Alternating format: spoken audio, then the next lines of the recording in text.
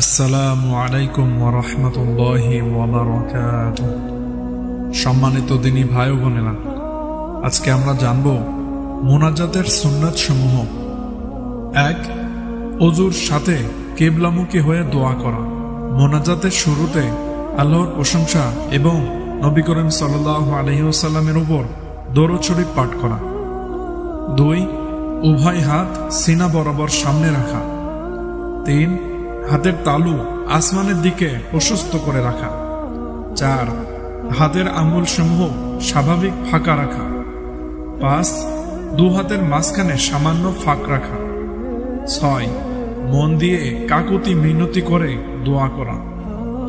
৭. আল্লাহর নিকট দোয়ার বিষয়টি বিশ্বাস ও দৃঢ়তার সাথে বারবার চাওয়া। ৮. ইখলাসের সাথে নিঃশব্দে দোয়া করা মুস্তাহাব, তবে দোয়া সম্মিলিতভাবে হলে এবং কারো নামাজে বা ইবাদতে বিঘ্ন সৃষ্টির আশঙ্কা না থাকলে সশব্দে দোয়া করাও জায়েজ আছে। ৯. আল্লাহ তাআলার প্রশংসা ও দরুদ সালাম, যেমন সুবহান রাব্বিকা রব্বিল ইজ্জাতি আম্মা ইয়াসিফুন শেষ পর্যন্ত পড়া ও আমিন বলে দোয়া শেষ করা। ১০. মুনাজাতের পর হস্তদ্বয় অর্থাৎ হাত দ্বারা মুখমণ্ডল মুছে নেওয়া।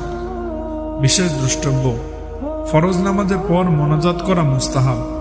সালাম শেষ হওয়ার পরে ইমামের ইক্তেদাও শেষ, সুতরাং মোনাজাতের মধ্যে ইমামের ইক্তেদা নাই।